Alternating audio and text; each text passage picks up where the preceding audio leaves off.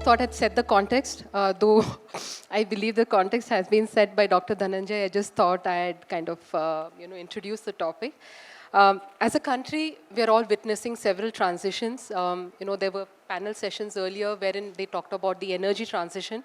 There's a parallel demographic and epidemiological transition which is happening also. By epidemiological transition, what we understand is that we are moving from a high mortality state to a medium mortality state. But it also means that we have a double burden of disease, which means we have both the presence of communicable as well as non-communicable diseases. This is set against the context that we have inadequacy of healthcare staffing. Rural areas have more than at least 68% of a population. However, it has just 34 to 35% of doctors as well as nurses. Our public health expenditure is much lower compared to our peers, but there have been drivers of change. We've seen the evolution of how the National Rural Health Mission has evolved. We've seen the National Health Policy more recently, 2017, stating that 2.5% of the public health, we will reach 2.5% in terms of public health expenditure by 2025. And more recently, we had the G20 New Delhi declaration, wherein they globally declared that there will be a lot of emphasis on primary healthcare. The CSR fraternity is also aligned with this goal. And we've seen that though our spending has become greener, environment is definitely getting a larger share, but healthcare was a top sector in FY 2022, and it received around more than 9,800 crores plus of investment in the healthcare sector alone. So that begs the question, what is it that we as CSR entities sitting here today, how have we looked at strengthening primary healthcare? And I think I'll club it with another question that, how have sustainable investments and partnerships also driven improvements in service delivery and outcomes? So one is, what is the model that you have chosen for primary healthcare, and also the aspect of sustainability? Dr. Dushyant, I'd like to begin with you, please, because you've mentioned about PPP and how you've seen both challenges, successes. So your thoughts on this, please. Thank you, Dr. Anupama. Good afternoon, everyone. I'm Dushyant Prasad, and I represent an organization called ABMSS. We are an organization which works with children born with congenital facial malformations, anomalies, and disfigurements, and more importantly, clefts. I think a little bit of what we do resonates a lot what Mamta Carroll, my friend, has already mentioned here, and we work in a similar area. So what I would like to talk about is, I think that it's largely some of the challenges we as an organization have faced. As you see, we are quite narrowed down in our approach of what we are providing. But of course, primary healthcare is something which is connected to each one of us, whoever is working in the healthcare domain. So as an organization over the years, we've already started by looking at correcting the deformity in the face or the anomaly. But as I think which Mamta's opening slide also presented, 81% of these defects could actually be identified in an ultrasound. Over here, we require the help of the government at the PHC level because that's where an ultrasound can work. Only then, when you have this, you have a registry. Then there comes the helplines. So some of the challenges that we've faced is, let me start with the positives rather. We have a wonderful partnership with a couple of state governments under the RBSK. Some of you already know it's a scheme under the National Health Mission, wherein the government identifies beneficiaries for you and refers them to an empaneled NGO. This actually helps increase our reach and met out treatment to the beneficiaries through our partner hospitals. The second advantage that we have is, I think, like what Dr. Dhananjay had mentioned already, the government of Karnataka has something called the Nama clinics. They are the primary health centers in a 2.0 avatar, in which they offer around 14 to 15 different tests. Now, if we have to, since we do operations for these patients, a huge chunk of our costs go into investigations, and the patient coming to our location, and if the investigation is not thorough, then they are actually rejected. So this can be easily dealt with, the investigations being referred to the Nama clinics, where the government becomes an indirect partner of us. Now, when we talk about public and private, so the first one was a direct partnership, and the second one was an indirect partnership. And of course, the funds come in through CSR partnerships. I also would like to talk about a wonderful partnership we had with the Goa government, where we had a corporate sponsor. We as a non-profit said we'll set up the entire program with the government of Goa in deploying the equipment, etc. And the Goa government would actually carry out the services in terms of treatment. But again, there's also the other side to it. See, as you know, with government, the resources, it's also connected to the number of years that the government is in power. Then immediately during that change, a little bit of the bureaucracy slows down. So these are some of the challenges, but of course we have to understand and we have to prepare. That's one. The second challenge is whatever we try and do, you really can't replicate or duplicate across all states. We as pan-India organizations always want to replicate what we do. But that's not possible because you see health being a state subject is very different from what happens in Karnataka to what happens in Punjab or in West Bengal. So I think that's something which we need to understand, realize. And we have to sometimes, if you're working with governments, maybe you have to look at and bringing a private PPP model. You really need to think of a very long-term approach and trying to be restricted to a smaller number of states rather than a larger number. The other challenge that I would also see is that it's also to do with the human resources. And we can't blame anybody for that. See, NGOs are resource constrained, corporates want efficiency and outcome, and again the government has the issues of its own which comes to human resources. I've also had two of the country's largest city corporations asking, will you take over the human resource? And I think that's the last thing we as an organization would do. So, having said this, I say a PPP is wonderful, only if we can, it's, when in planetary terms you say, when all your stars align, it's called a syzygy. So you need to really have the efficiency of a corporate, the reach of the government, and the heart of an NGO to actually make that work. Thanks, Dr. Dushyant. And sustainable investments are the way to go. Definitely. Long-term investment. Sustainable investment, long-term, and you should have a concerted effort because sometimes things will go out of place of what you've already planned, and I think you need to look at correcting them rather than bringing a closure to it. Thanks, Dr. Dushyant. So you focused on convergence and collaboration as well as, being contextual. I think that's what you've kind of mentioned. Yeah. So, Aman, coming to you, if we could understand more about the lighthouse models which you had mentioned, and maybe also, please, your thoughts on sustainability also of these models. Sure. Good afternoon, everyone. I represent DCM Shriram Limited and DCM Shriram Foundation.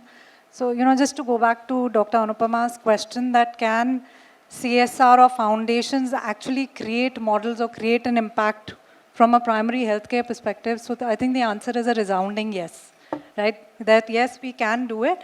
But I think one of the pieces to be taken care of is that the change has to be systemic change, right? When we're talking about a 10,000 crore that is being spent on healthcare by CSR, very carefully, it's good that CSR is aligned. But are they doing this with a systemic change in mind? That is something that needs to be looked at, right? So there has to be a few guardrails, and I think that's where I'm coming to the lighthouse models, that when any foundation, any CSR is building these models, we must have some guardrails, right? We must look at 3 or 4 things which are core to that project. One of them, I think, is looking at this systemic piece, that whatever area you're working on from a primary healthcare perspective, please look at it from end to end, right? There is no idea just looking at one piece, right? I'll talk about a maternal child health program that we are working on. The second piece, I think, which is very important is this build to last approach. As corporates, as foundations, I think we have to make sure that there will be a time for us to take an exit mode. Right? Once we exit, what happens to the project? We have to keep that in mind, and that is why a collaboration or partnership with the government is extremely important. We cannot do this in isolation. The government is doing an excellent job. All that we need to do is layer our projects on what has already happening across different states. And Dushyant sir also spoke about how each state, it's like 28 or 30 mini Indias that we have to look at. Because it's a state subject, we have to look at each state separately, right? And what we're talking about in Karnataka, what we face in UP is very, very different, right? So I'll share some of those challenges that we are facing in our locations also. And fourth, I think the most important is the sustainability angle that we're talking about. Scalability, sustainability. Now, these come only through a lighthouse model, right? Because we can't replicate the model across the entire state or the district. What we as a foundation can do is dependent on the funds or allocation that is available to us, right? So the lighthouse model that we have built in maternal and child healthcare very clearly is focused on last mile delivery. Now, for last mile delivery, what we've done is we have a mobile healthcare unit, right? All of us know that, MHUs and these vans, the government is also running, but the differentiator here is that we have a gynecologist who is on the mobile health unit.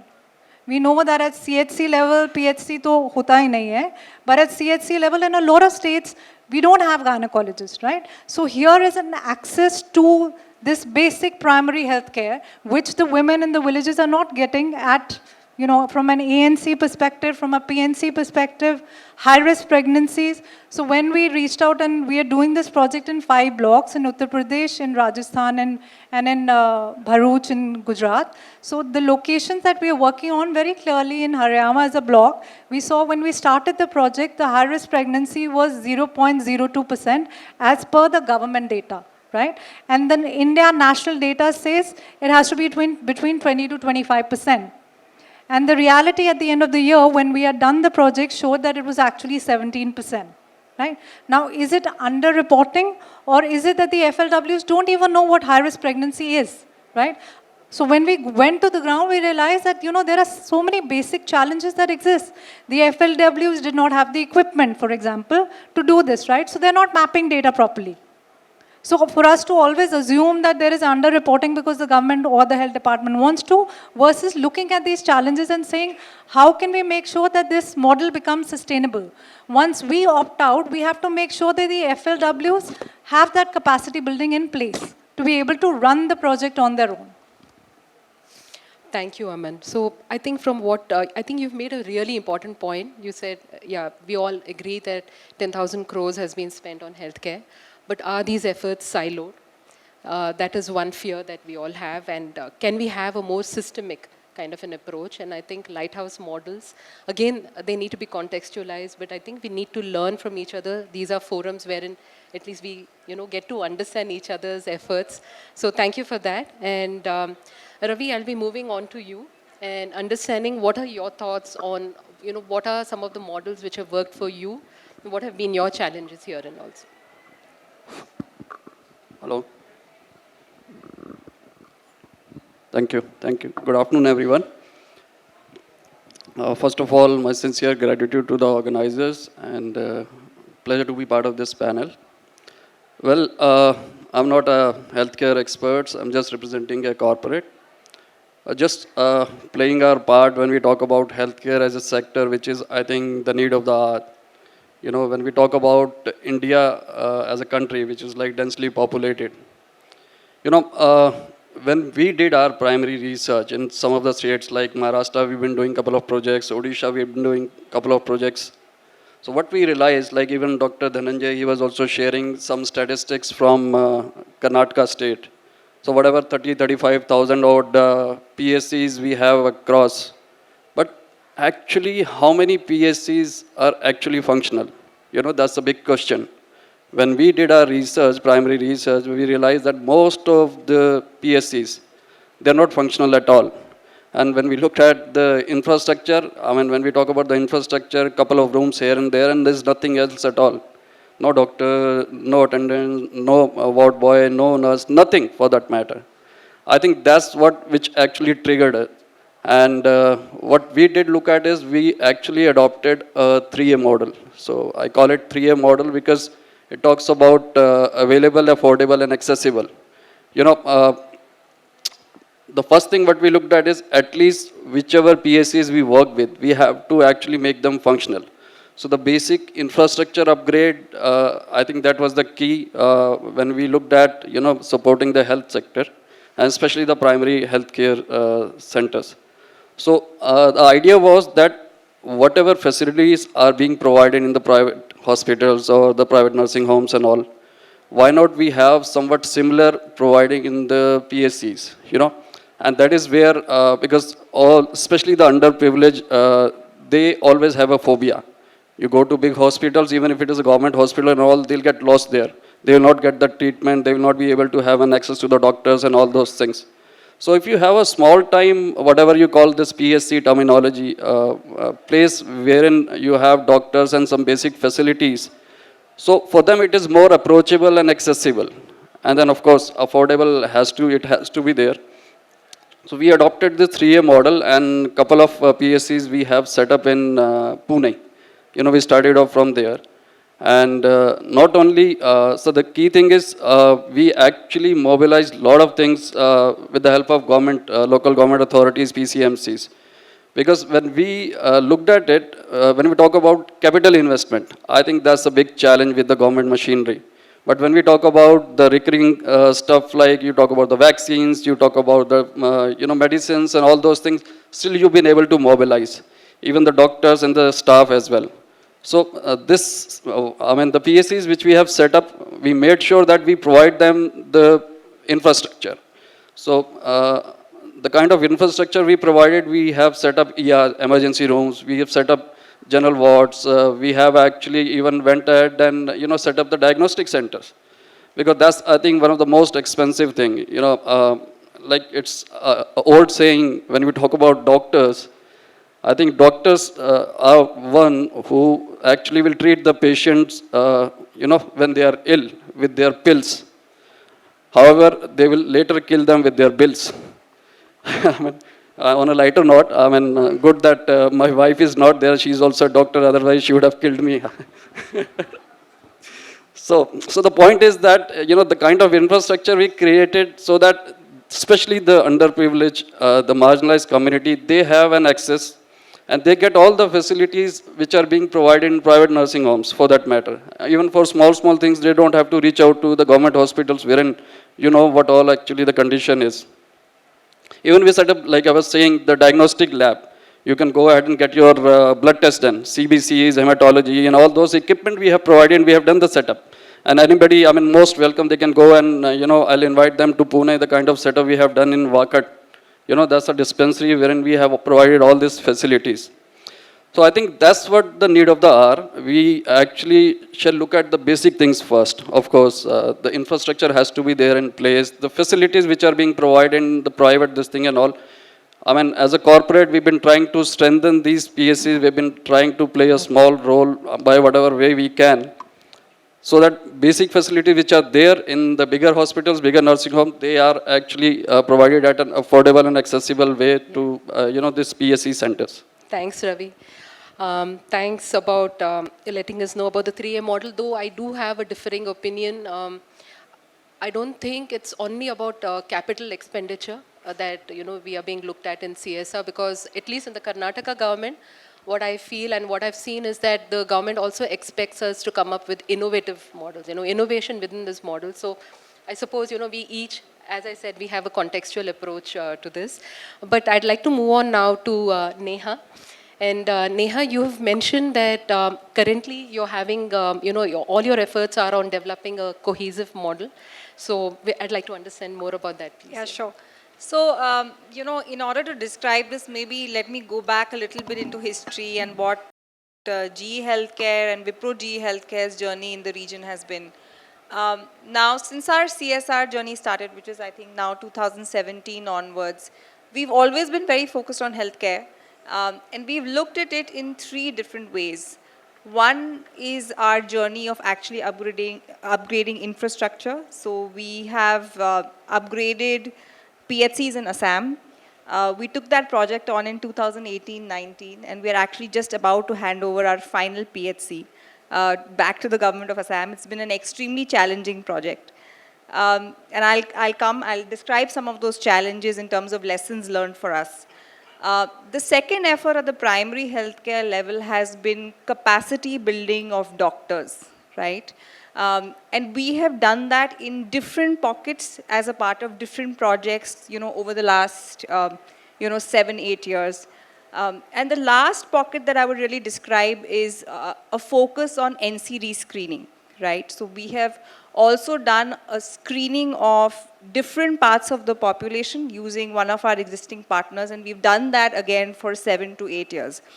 Now, some of the lessons that we have learned, in our CSR journey are as follows. And that's why we have now started talking about this cohesive model. One, that, before you step into a state or a district, you must respect the cultural context, right? And you must absolutely ensure that you're not just flying in from the top somewhere. You have some letter from, say, the Niti Aayog, and you just walk into that district and say, hey, I want to upgrade your PHCs, okay? That's what we did in Assam, and that's why we are sitting in end of 2023, and we're just about to hand over our 8th PHC, right? So that was our first big lesson learned, that before you step in, you must make sure that you have a buy-in at every level of the government, including the doctors and the ASHA workers at those proposed PHCs before you put your toes in and you start committing your funds. I think our second lesson has been that why are we going so wide, right? We have a limited amount of funds and we have limited amount of resources, sitting inside a corporate setup, right? And really we are not the experts. I mean, we are a healthcare company, we have a lot of commercial expertise, we have a lot of technological expertise, but are we really experts in primary healthcare center? The answer, primary healthcare, the answer is probably no, right? So what we have taken a concerted decision of is to say that rather than go to all these different states, different districts, try and do something here, try and do something there, try and do something here. Actually, first decide what is our model, right? And what we have, or at least I think right now, the consensus that we have reached is that it is a model around first saying, I'm going to identify a cluster, right? And I'm going to do this for a cluster of districts or PHCs, not for 1 year or for 2 years. I'm going to keep giving back to that community over, a period of 5 to 7 years. I'm going to first start with the infrastructure. I'm going to then go to capacity and capability building of the doctors and the ASHA workers. And last but most importantly, I'm going to build a system of community participation and disease surveillance. And it is only when the third is achieved that I truly believe that we will be able to develop a sustainable model. Because then the community cares about those PHCs. You've not just done the infrastructure and you go back after 3-4 years, the place will probably still look what it looked like before you stepped in, right? It's only when the community that the PHC is looking after starts caring about that PHC, will that PHC probably still be the PHC that you upgraded, right? So that is the model that we are working on, and which is why we've decided we are going to go deep. We are not going to go wide. We're going to understand that we have limitations, and we're going to try to build relationships through our partners, wherever we step in, right? We are about to embark on this journey actually in rural Karnataka. And we are keeping our fingers and toes crossed while trying to be ambitious. I hope to come back here and be able to report out on lessons maybe after a couple of years. Thank you, Neha. I think you brought out some really very relevant points. You talked about the stakeholder mapping, actually engaging with the community that you're addressing, and at multiple levels. And you also talked about, so I think community centricity, that has come out really very well as part of your cohesive model. So Tushara, you've mentioned that you have an evolving model through which you're trying to address non-communicable diseases. So if you could just share your thoughts on that, please. Thank you, Dr. Anupama. Good afternoon, everyone. Lupin, I represent Lupin, and Lupin has very recently forayed into healthcare in CSR. We have been around for the last 35 years. The foundation celebrated its 35th foundation day very recently. But we have been focusing on economic development of people. And our idea of working in healthcare has also stemmed from that healthcare's capability of making families impoverished. The amount of money that you may end up spending if you do not identify your disease at the right time is when your family would become impoverished, and no amount of work that you do on economic development would then support them. So from that perspective, the NCDs that we have decided to work upon are cardiovascular diseases, chronic obstructive pulmonary diseases, diabetes, and asthma. And all of these, as you know, cannot be cured. They have to be managed. They are diseases that are for lifelong, and they have to be managed. And if not managed well on time, they can reduce the economic productivity of a person in the long term. So that's where, the whole idea of working into healthcare stemmed from, despite being a healthcare company always, but with a strong belief of keeping business and social responsibility totally separate. That is where we are coming from. in the urban context, we all know that the awareness of CVDs, particularly CVDs and diabetes, is high. We all know somebody in our family, neighbors, or colleagues, they would be consuming some medicine for hypertension or diabetes. But in the rural context, it's not the same. A lot of people do not recognize their basic health issues, hypertension issues, diabetes issues until a stage which makes them bedridden, and then it becomes difficult to tackle. So from that perspective, we have always worked in rural areas. We are still concentrating in rural areas. We have picked 2 districts, one in Rajasthan and one in Maharashtra. The one Maharashtra, Alwar in Rajasthan and Palghar in Maharashtra. And from a sustainability perspective, we all agree across the panel that we need to work with systems health systems to be able to ensure sustainability of any program. From that perspective, we are working in partnership with both these state governments. We have done formal MOUs, and we are working with the NPCDCS program of the government. We are working across the chain, like I think Aman was mentioning, that you need to work right from the top until, from the state government level directorate until the MO and ANMs at the PHC and CHC level. We have a mobile medical van which goes, to these PHCs and CSCs on specific days, twice every month to each center, to ensure that the patients identified with NCDs get their services, their doctor consultations. Now, they're identified through our community mobilizers and nurses within the project, and some of them, very few, but some of them do know that they have some of these diseases. And like our sir from Karnataka was mentioning, that they probably don't have the bandwidth or the time to go to access this healthcare because it's typically far from the village. And therefore they end up or also consuming 1 tablet instead of 3, which is the requirement for their body, and they do not, either do not realize or they find it too expensive for themselves. So that's where the whole idea of working at the PHC, CHC level with NCDs has cropped from. We are not working on the entire infrastructure development of PHCs, but working on creating NCD corners to be able to build awareness on NCDs, both amongst the healthcare people who are supposed to be trained on NCDs. Some states are doing phenomenally well on the NCD space, but some states are definitely lagging behind on that. So that piece also we are covering. Thanks, Tushara. Yeah. I'm sorry, we're also running short of time, so I thought I'd go on to the next question, because we'd also like to keep some time for questions from the audience. So I just wanted to kind of summarize what happened in this round was that, we know that the bedrock for strengthening primary healthcare is obviously moving towards universal healthcare. That was, in sense, enabling access, affordability, equity. But I think what we have built through those models, or what we are trying to say, is that it needs to be contextual, capacity building is there, community centricity is there, connectedness is something that I'm coming to next, which is the technology part of it, and also convergence, cohesiveness. So I think we can just kind of say that these are the 5 C's or the 6 C's, which models have kind of included. So coming to the next question, because technology is a ubiquitous part of whatever we do today. Previous panels have also talked about how it's a definite enabler. I'd like to know your thoughts, and can we just keep it to perhaps, 1.5, 2 minutes each, please? So we'll have questions from the audience too.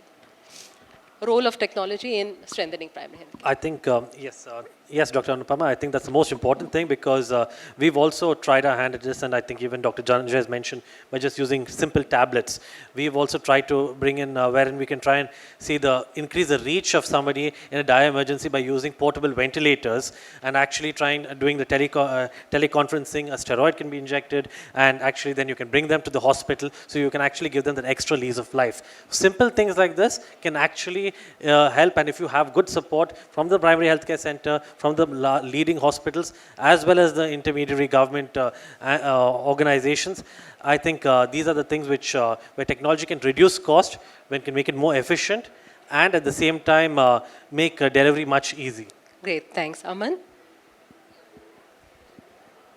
So I'll just go back to the example that I gave on the mobile health unit that we run. So I think from a technology perspective, how important it is to have database which is related to each beneficiary, right? Because if we are talking about ANC, PNC, high-risk pregnancy, we can't go back to the village and ask that woman again कि पिछली बार क्या हुआ था, right? So having that data from a dashboard perspective is something that we had done across all our mobile units that we are running. The second piece that we did was there was a referral system that we had put into place. So the referral takes you to the CHC. At the CHC, there is a teleconsultation which is available because naturally senior gynecologists are not there again, right? So making sure that if, for example, there is a need for iron sucrose transfusion that needs to happen, this is something that the senior gynecologist would consult with our mobile health unit doctor being there and making sure that the CHC is taking responsibility because that can't be happening at a mobile health unit perspective, right? So technology, I think, in all the aspects is definitely an enabler for all the programs that you undertake under CSIR. No, so this was remote consultation. We had a doctor, for example, in Hardoi. There was a senior doctor in Lucknow who was connected, yeah, and was doing this. Yeah. Ravi, about you, please. So Ravi, from your end, please, what are your thoughts on technology and its role? Hello.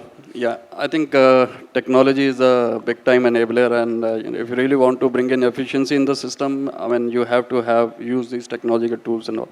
So, I mean, from my experience, yes, small things like wherever we have actually been working with the PSCs, we have provided them the basic IT infrastructure.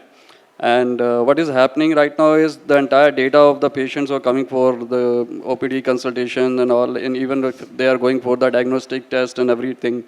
So the entire data is being now captured, in a software in the system and all, and now it's being getting connected with the main government hospitals. So whenever you have the referrals from, the PSCs to, if at all there's something else, you have to refer the patient for the bigger setup.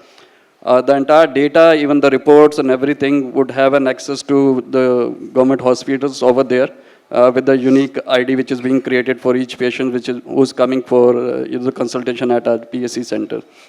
Thanks a lot, Ravi.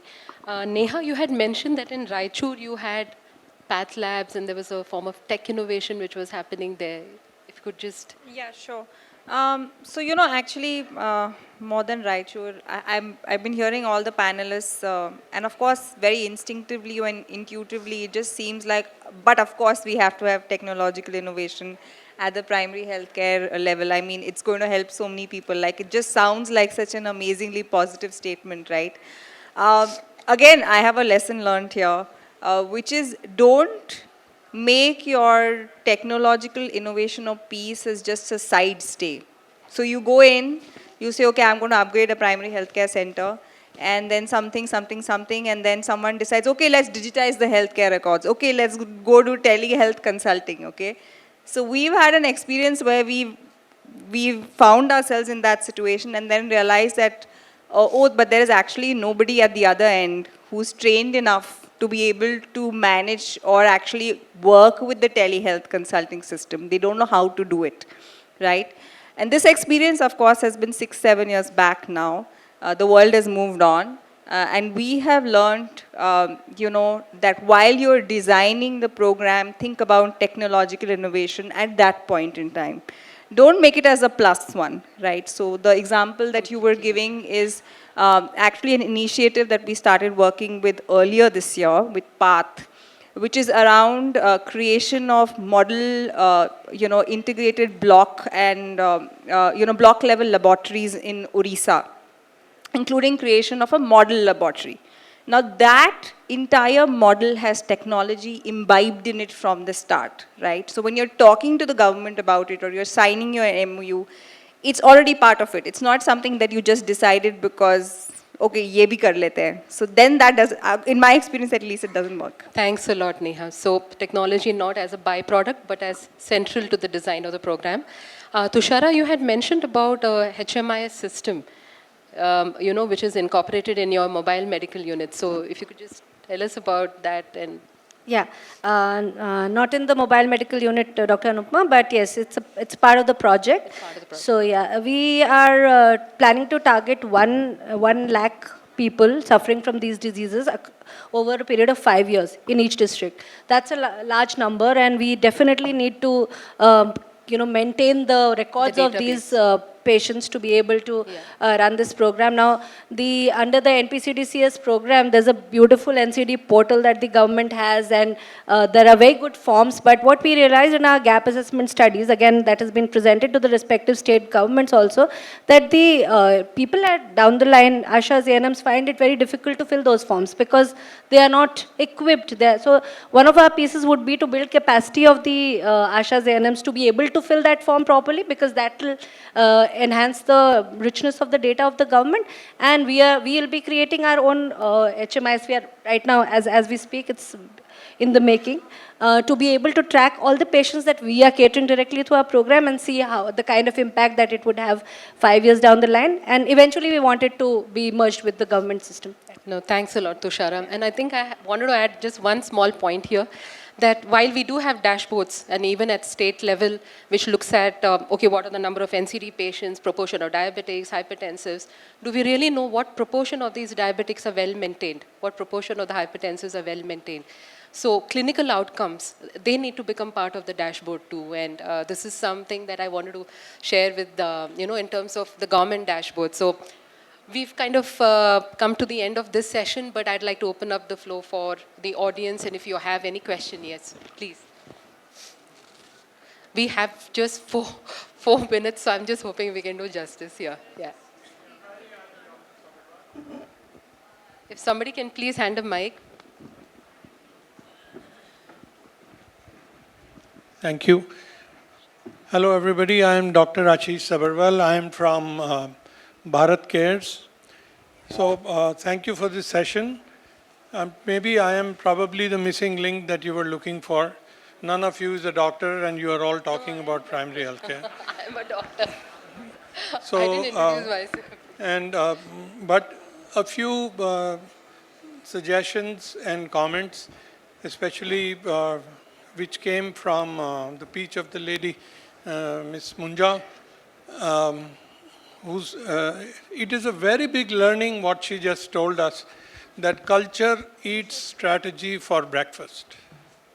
So unless and until we are alive to the culture of what we are doing, as you said in Assam, whatever you did, it's fantastic. Otherwise, no matter what strategies you will build, it will be very difficult to implement. Thank you. And the next thing that I was saying was, you all said about NCDs, which is fantastic, because now the burden of disease is switching over from communicable to non-communicable. But the answer to all of this is not in delivery of healthcare, it is preventive. And prevention begins from your diet and nutrition. And believe me, if you change the way all of us are eating, will change our needs in every which way. It's a very long topic. I would love to be in touch with all of you, especially from all the pharma sectors. Please stop selling your medicines. There is so much more to do. Thank you. Thank you. I am Balasaheb Takarkar, President of Aramba Society for Autism and Sure Children, located at Aurangabad in Maharashtra State. My question is to Ravi Arora, sir. Sir, what type of initiatives are being taken for the health care of specially able children? Are you doing any CSR project with any NGO in Maharashtra State? Hello. Yeah, I think, like I said, we are not healthcare experts, but then, we have, as a corporate, we've been just trying to support the healthcare sector. Maharashtra, we started off, and we have already started working in Odisha as well. So, like the model which I was talking about, 3A model, so I think the biggest thing which we kind of, because of the paucity of time, forgot about is the sustainability part. So you, do an investment, create an infrastructure, provide all the facilities and every damn thing. But if the model is not sustainable, the moment the corporate is out of the, project, I think within few months' time you would realize this, whatever you had done, it has gone back to the initial state. So as sustainability is something which unfortunately we couldn't talk about. So what we looked at is, it's not 3A actually, it's an acronym, AAAS, AS. AS is a Hindi word, but then when you talk about it in English, it's hope. So we're just trying to create that hope in wherever PACs we've been trying to strengthen in that community. So it's a holistic effort which we are trying. It's not just the creating an infrastructure. We are doing community sensitization. We're providing them all the facilities. We've been doing a lot of campaigns around communities so that they are aware of that this is available at their doorstep without any cost. Thank you. Yeah. Thanks, first of all, very nice session, very informative. I'm Hitesh, Director Programs at PSI India. We do a lot of programs in the area of RMNCH and other health areas as well. Just to add one point to what you said, and in fact, a very, very healthy discussion, and what Ravi just said also, besides Tushara, Neha, and Aman, what you added to on the sustainability piece. I think one thing that we always need to understand, we have been doing in our programs, we are doing the country's largest urban family planning program. We make sustainability as an entry strategy, and not keeping sustainability something that we look forward to.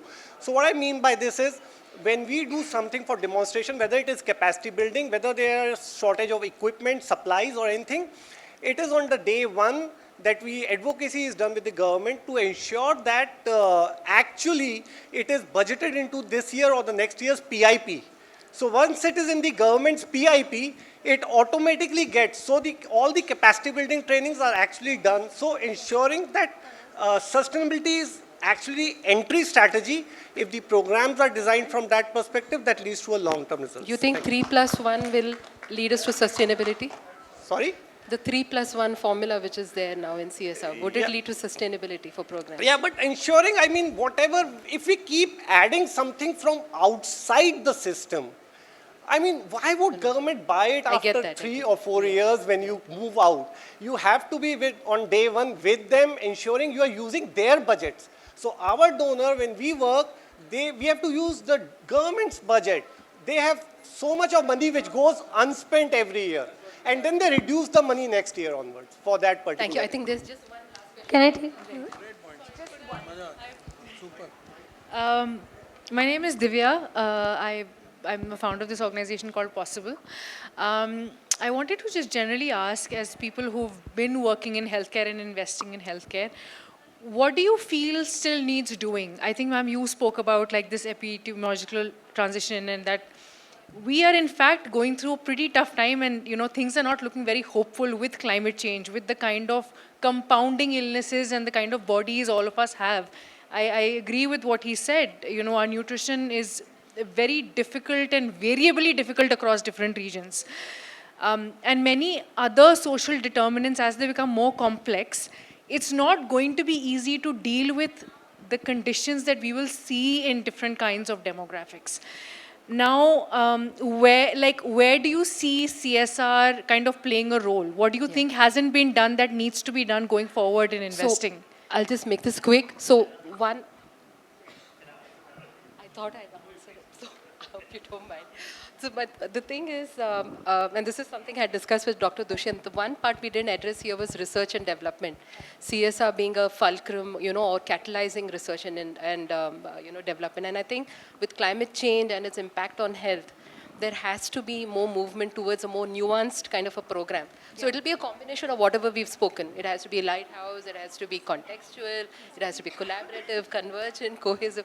That's a lot to ask, but I think, with so many CSR partners being on board, we should be able to come up with the lighthouse model. And I think we see this movement in the India Sanitation Coalition, which is going on. So, sorry, Dr. Dushyant. Yeah.